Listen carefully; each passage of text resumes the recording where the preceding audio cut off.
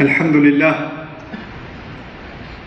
لله خالق الوجود من العدم وجاعل النور من الظلم ومخرج الصبر من الألم وملقي التوبة على الندم، فنشكره على المصائب كما نشكره على النعم، ونصلي على رسوله الأكرم ذي الشرف الأشم والنور الأتم والكتاب المحكم وكمال النبيين والخاتم، سيد ولد آدم الذي بشر به عيسى بن مريم ودعا لبعثته إبراهيم عليه السلام حين كان يرفع قواعد بيت الله المحرم، فصلى الله عليه وسلم وعلى أتباعه خير الأمم الذين بارك الله بهم كافة الناس العرب منهم والعجم.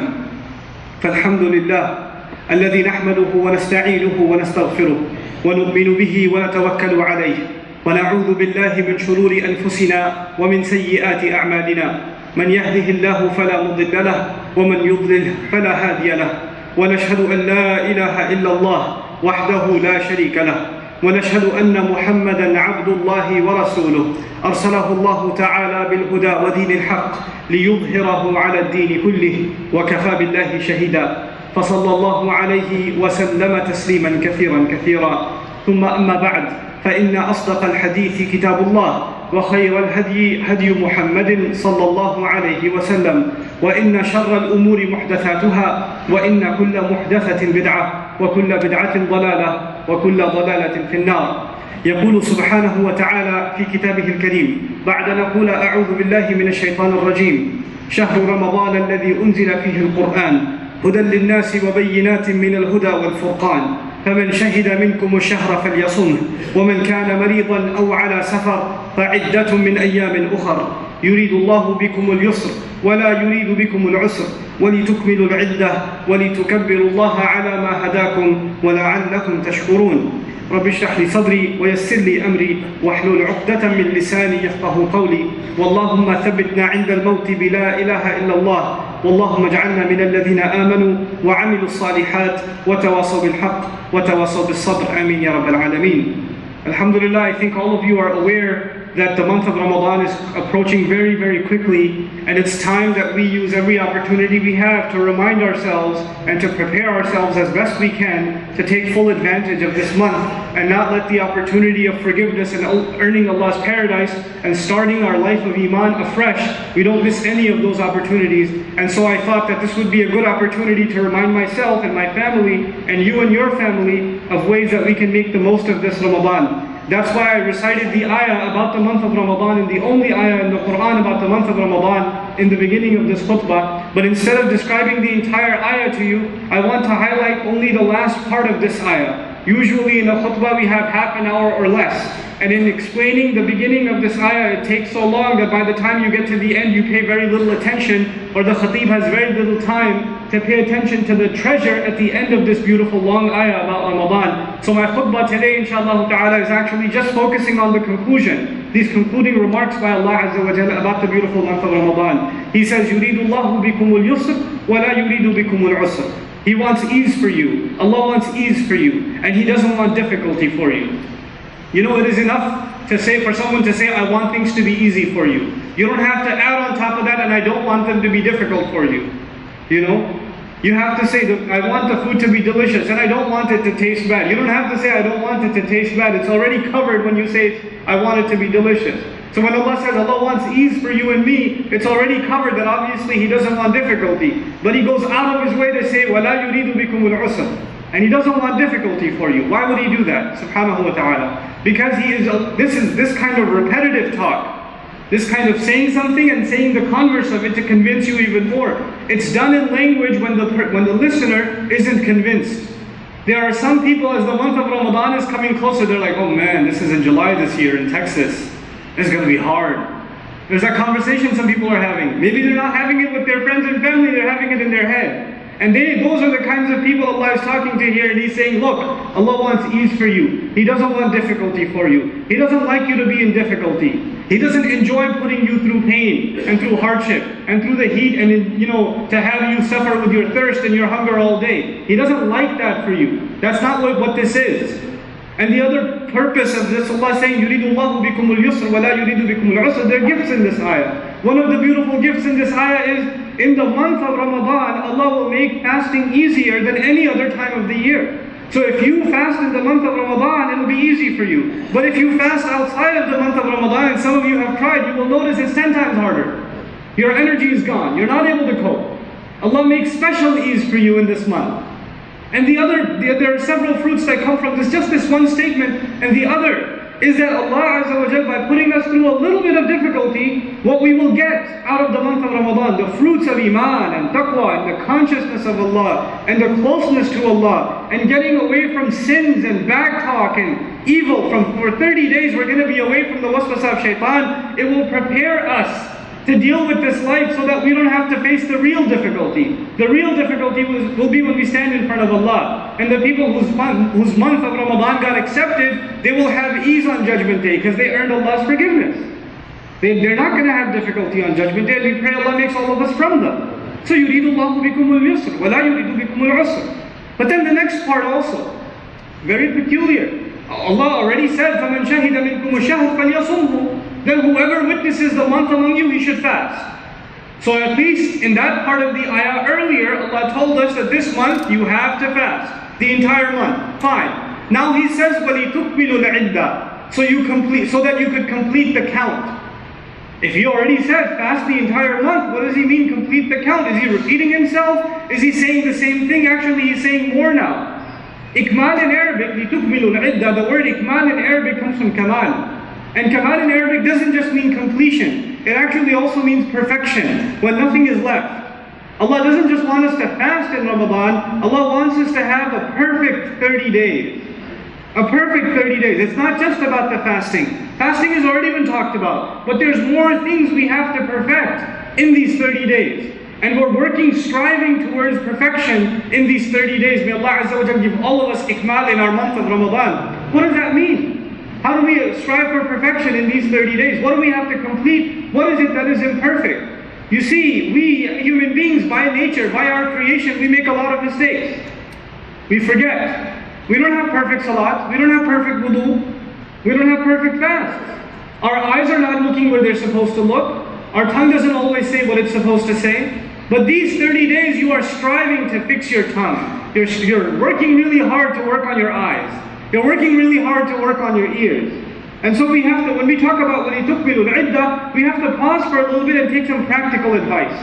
And I thought, we hear a lot of times about building taqwa and becoming better people, especially in the month of Ramadan, but I thought I should give some specific advice. I know it's summer vacation and I see a lot of children in the audience.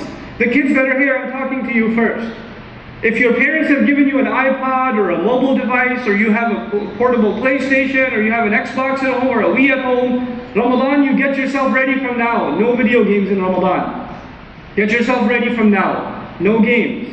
If you have apps on your phone, delete them.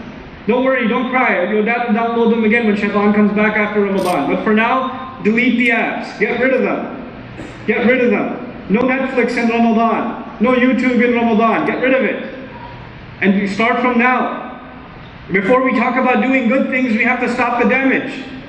We have to stop. Before we do dhikr of Allah, we have to stop the means of ghafla, of heedlessness. The things that distract us from Allah, we have to stop that first. Then we talk about remembering Allah Azza wa Jal. So now, from now, prepare yourself. There's going to be 30 good days where you're not going to distract yourself with video games, not with movies, not with cartoons, not with TV episodes, nothing. You're going to cut it. And if you, the children, are going to cut it, obviously that means the parents and the adults. It goes without saying. And you don't have to watch all the news at home. Don't make the excuse I'm watching the news, because you're not. And you're not going to change world events, so just relax. You can read a couple of articles if you're really that interested. But the first thing for the kids, get rid of the video games this month.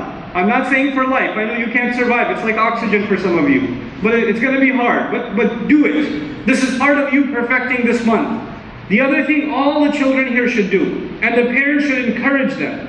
All the children here should do this. You should have a goal to memorize a certain amount of Qur'an this month. That you should have a goal, that we're going to memorize every day, we're going to dedicate 1 hour, and we're going to memorize Quran. I don't care if you've never memorized before in your life, and you're the only, maybe some of you that are sitting here, the only time you come to masjid is Jumu'ah, maybe the only time you come is Ramadan. I don't care, I don't blame you. I'm just saying, look, this Quran is for every one of us. It's for your family. Whether you come to the masjid or not, the Quran has a right over you and over your children. So you have to make it a point to memorize Quran. Until you guys are on summer vacation, you'll have the time and shaitan's distraction is not there. So when you sit there and try to memorize with sincerity, you're not going to fall asleep like you normally do. Because shaitan comes and puts you to sleep when you spend time with his book, when you spend time with Allah's book. But he won't do that because he can't. He's chained up in Ramadan. So take advantage of that. Some people don't even know how to memorize. It's not going to be a khutbah about teaching you how to memorize, but there are simple things you can do. Just read one ayah. If you don't know how to recite properly, download a good recitation, a good slow recitation. There are endless all over the web, right? Listen to a recitation of one ayah, read it properly, read it 10 times. Look at it and read it 10 times. Then don't look at it and try to read it 10 times. Then read the next ayah 10 times. Then try to read both of them together 10 times, like that. Look at it and read it 10 times, then don't look at it and read it 10 times. And before you know it, you'll start memorizing Quran. The parents that are here, you should reward your children for memorizing Quran in this month. Now, first of all, you should dedicate a very specific time during the day where they're going to memorize. And then, you should reward them for finishing. And don't reward them with more video games. Give them something good, you know? Take them on a trip. Do something special for Eid, something. But you should set up some encouragement also for your children. So this is at least for the kids. If you can finish and you memorized already, or you have, mashallah, it's not difficult for you, then the additional recommendation I have is for the entire family. This is not just for the children, it's for the entire family. You should make it a point this Ramadan that you're going to learn 20 du'as. And I'm going to try to make that handout this week, so next Jumu'ah they can pass it out in the community, inshallah ta'ala. 20 du'as, coming into the house, leaving the house, walking into the masjid, leaving the masjid, for the bathroom, for eating, for changing your clothes. Just 20 du'as in the month of Ramadan. You know what that will do? It'll help you for the rest of your life. So when you're doing these things daily, you're going to find it easy to remember Allah. We all have those books of du'as, but they have to be in our head and in our heart, not on paper. We have to memorize those du'as, right? So Quran memorization, make that a project for your family, and du'a memorization if you have time. That would be really beneficial for all of you. Now I'm going to turn my attention to the sisters for a little bit. The first advice I'll give you is to spend time with whatever you tell your children to do, you do it yourself too. And sisters, I know your husbands put a lot of pressure on you sometimes to make the most elaborate iftar ever made in human history, but brothers, don't put pressure on the women to cook so much so they're cooking half the day of the fast, they're just cooking. They're just standing in front of the stove cooking and not doing anything else. Have a light iftar. Don't have a heavy iftar. Don't fry foods and, overcook. You cook enough for 10 people and there's 2 people sitting there. This is the month to remember the advice of Rasulullah sallallahu alayhi wa sallam when he tells us to fill 1/3 of our stomach. 1/3 for meal, 1/3 for drink, and the other leave the third alone. This is not the month for you to take, you sit 10 minutes before Maghrib, you sit at the table, and you're waiting. You got a mountain of ketchup on your plate, and you've got the fries and the pakode and the samosa and all of this stuff, and you're just making a mountain of food inside. And by the time you're done with that, you can barely stand up from Maghrib. Most people, it's unfortunate, most Muslims, they end up gaining weight in Ramadan, not losing weight. Eat normal, eat light. Eat light so you have the energy to move around. Don't fill your stomach. That's the training. What's the point of all day of fasting? Allah is training us to be able to do without too much food and then overeat at the end of all of it. It defeats the purpose. And obviously when you have that kind of a state, how in the world are you going to come for Taraweeh? And even if you do, after 2 rak'ahs, you're going to be standing there waiting for the Imam. When is he going to go into ruku? Man, this one's going too long. That's what's going to happen to you. You don't want that to happen. You want to make the most of this month. It has to do with how you will eat, what your schedule will be, how the entire family is motivated to do their best. Everybody has to work hard on this. Everybody does. And not every family is at the same level. MashaAllah, we have a lot of kuffar in the community. A lot of people in the community that come for pretty much every prayer. They're here, and there's so many people that are not here.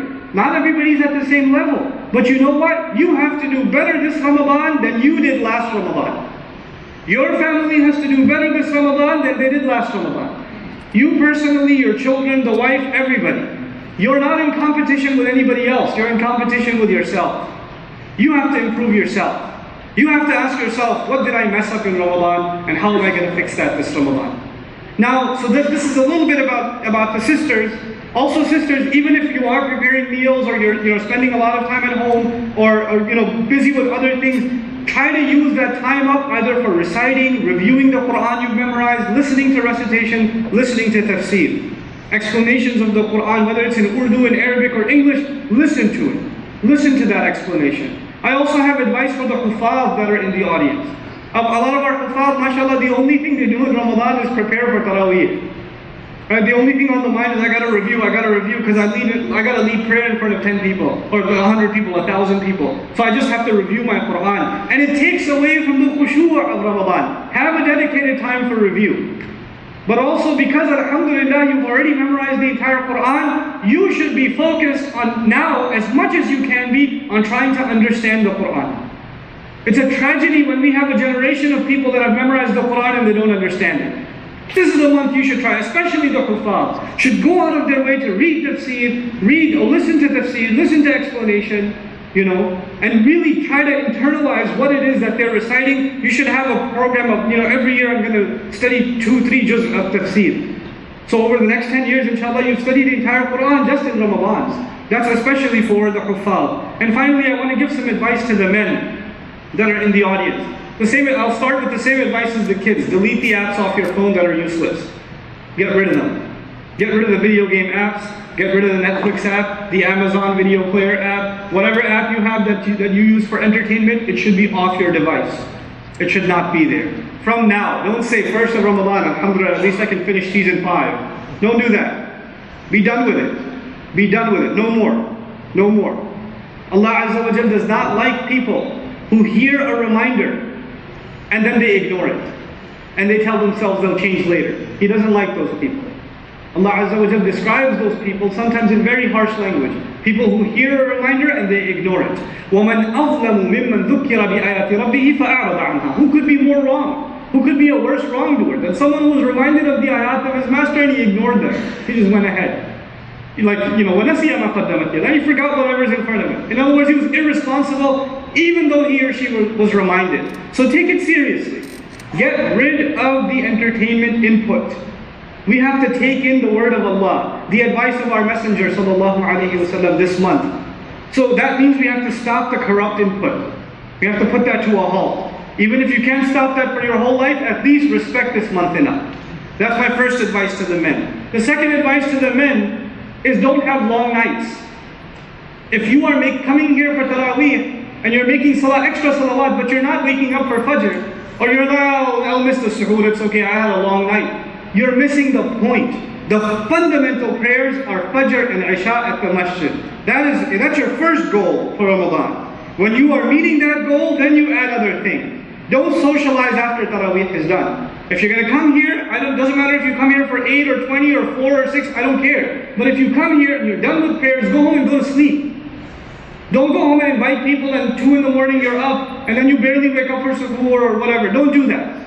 Don't do that. Have time, be here for Fajr.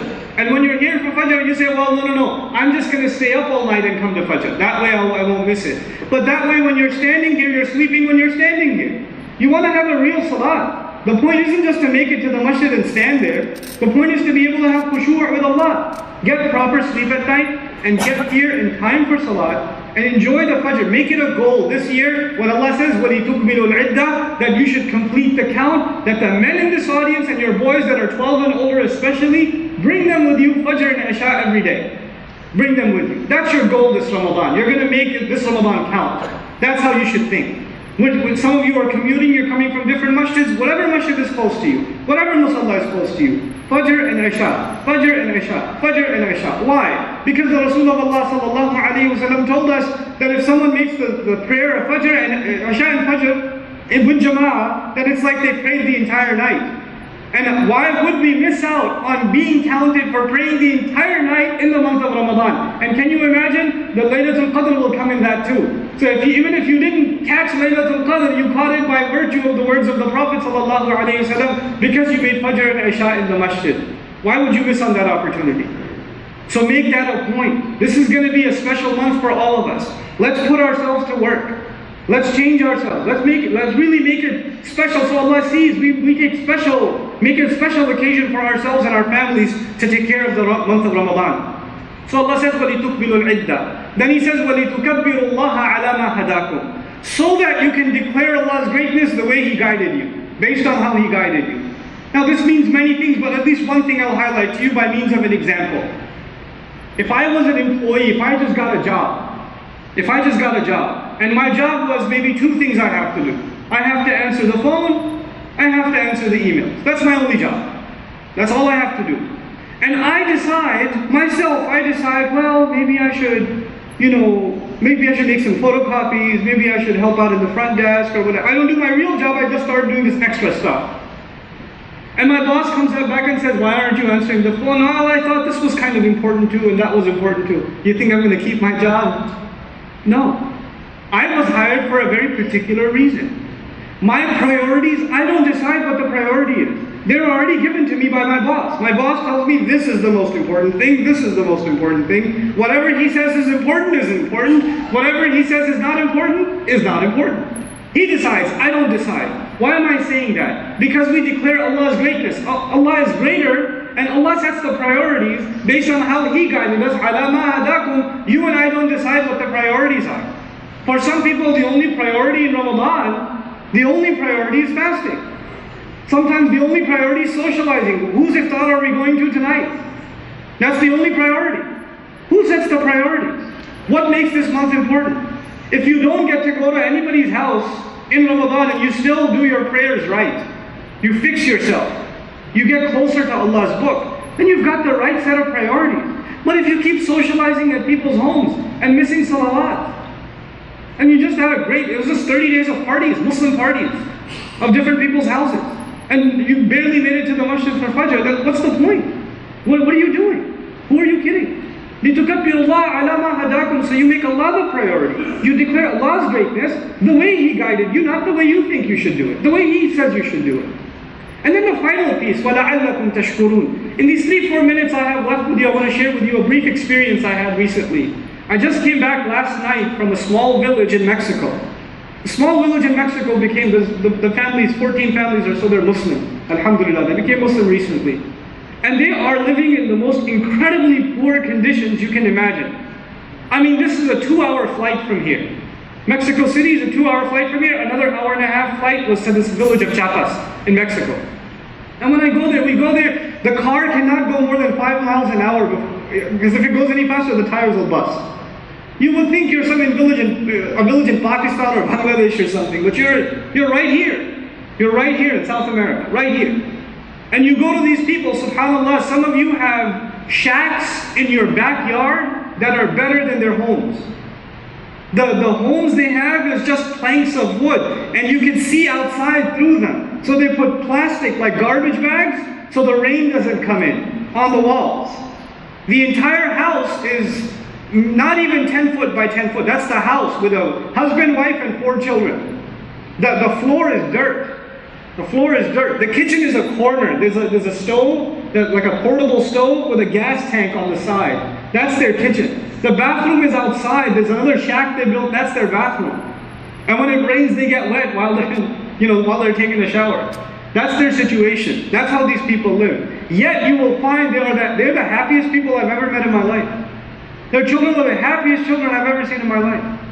They were so grateful for every little thing. And for dinner, they slaughtered an animal, they slaughtered a lamb, and we cooked it, and the whole 14, 15 families got together and we ate it in the small masjid that they have. We should be grateful for this masjid, by the way.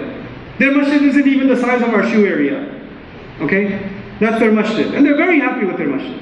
They're very happy with their masjid. And they go, when we're sitting inside and we're eating food, and subhanAllah, they don't eat a lot. They don't eat a lot. So they ate little, and a lot of kids had leftover. A lot of children couldn't finish their food. Parents couldn't finish their food. They had plastic bags that they wash and reuse. They put the meat back in the bags because they're going to have it tomorrow. They didn't throw one thing away. Not one thing was thrown away. Why am I saying that to you and me? Because Ramadan is coming. And wallahi, the thing that hurts is that we go and we celebrate, and there's so much food thrown away. So much left over. And it's just plastic cups everywhere. People drinking half a bottle of water and chucking it. People eating it, leaving a date. Oh, it's a date from somebody else's plate. Throw it in the garbage. Fruit lying around. We have no appreciation for what Allah gives us. Allah says at the end of the ayah of Ramadan, لَعَلَّكُمْ تَشْكُرُونَ. So you could be grateful. You call this grateful? Grateful means you save everything. Grateful means you don't throw anything useful away. Grateful means you don't have bags and bags and bags of garbage, but they're not full of garbage. They're full of good food. That's not right. That's not acceptable by any standard. Don't waste food in Ramadan. Don't put more in your plate than you can eat. Always put less. If you run out, take a little bit more. If you run out, take a little bit more. Some of you have bad habits from where you come from. When you go to a wedding or something, you fill up your plate as much as possible because the next guy might get some food and you won't get second chance. Don't think like that. Don't think like that. Just take a little bit of food, finish it, and then go back and get some more. And this is part of the lesson of Ramadan. Because Allah says Allah gave us this month so we can be grateful. وَلَعَلَّكُمْ تَشْكُرُونَ. And the highest form of ingratitude is wasting the gifts of Allah. It's a serious matter. We have to take this matter seriously. So I pray that, and by the way, sisters, when you make iftar in the morning, and you cook something, or so suhoor in the morning, you cook something, and the family wasn't able to finish it, well, they're going to have that for iftar. Don't throw it away. Don't throw it away. Don't throw the roti from the morning away. Don't throw the half bread away. Don't throw the milk away. Don't throw that stuff away. Don't say, oh, we're going to have a new meal in the evening. No, no, no. Be grateful for what the rizq Allah has given you. So don't say to yourself, I can afford it. I can handle it. That rizq isn't yours and mine. And if we don't show gratitude, Allah takes away. Allah says if we're grateful, He'll give us more. لَإِن شَكَرْتُمْ لَأَزِيدَنَّكُمْ. If we're not grateful, we better watch out. وَلَإِن كَفَرْتُمْ إِنَّ عَذَابِي لَشَدِيدٌ. So may Allah Azza wa Jal really help us become the people that we're supposed to be this Ramadan, and really make this Ramadan a means by which we are changed, we become better people, become closer to Allah, we really learn to declare Allah's greatness, become closer to the Quran. I pray our entire family, all of us, my family, your family, by the time Ramadan is done, we know a little bit more about the Quran, we've memorized a little bit more of the Quran, we know a little bit more dua, we're coming closer and closer to Allah and closer to this book, practically speaking. I pray that Allah Azza wa Jalla helps all of our families do that. I make dua that Allah helps all of us, gives all of us the rizq to be able to see this blessed month and to catch the night of power, the night Laylatul Qadr. May Allah Azza wa Jalla use this month of Ramadan as an excuse to forgive all of our sins and the sins of our families. And may Allah Azza wa Jalla help the state of the Muslims wherever they may be. One last thing I forgot to mention before I close, I'll share it with you. Alhamdulillah, a few weeks ago I was invited to an event here in Dallas by an organization called Ma'roof. And they have sponsored some families from Syria that are here, that are in DFW, that have been brought up under asylum. And these are families that are completely plucked away from their homes, and they're going to have Ramadan here in Dallas. One of the things you can do, take the name down, Ma'roof. Even if you misspell it, Google it, you'll find it, Ma'roof Dallas. Right? Contact those people, invite the family over for iftar at your house. Invite them. Those are Muslims that have been taken away from their homes. Our job is to be brothers and sisters to them, for our kids to play with their kids, right? And if you can invite them, go to them. Go to them. And when you buy your children gifts for Eid, buy them gifts for Eid. Do that for them. Because these are our family. This is one ummah. That we see, especially if Allah has given us the gift of those people that are in need, they come to our city, then we're not helping them, they're honoring us. Because on Judgment Day, when we show brotherhood to them, maybe Allah will forgive us because of the goodness we showed to them. They are our ticket to Jannah. They are the honor. We're not honoring them, we're not giving them any favor. They're doing us a favor by letting us do good to them. May Allah Azza wa Jalla help the situation of the Muslims everywhere they may be, especially in places like Syria. May Allah Azza wa Jalla help Islam wherever it may be. May Allah Azza wa Jalla help allow our children and our next generation to be carriers of this beautiful deen. Barakallahu li wa lakum fil Qur'an al-Hakim wa nafa'ni wa iyyakum bil ayat wa dhikr.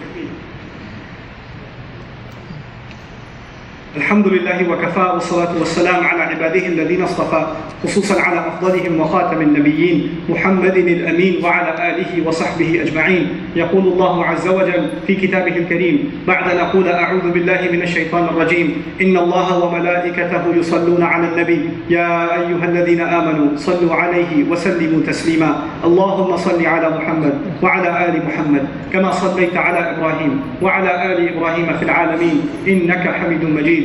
اللهم بارك على محمد وعلى آل محمد كما باركت على إبراهيم وعلى آل إبراهيم في العالمين إنك حميد مجيد. عباد الله رحمكم الله، اتقوا الله، إن الله يأمر بالعدل والإحسان وإيتاء ذي القربى وينهى عن الفحشاء والمنكر، ولذكر الله أكبر والله يعلم ما تصنعون. أقم الصلاة إن الصلاة كانت على المؤمنين كتابا موقوتا.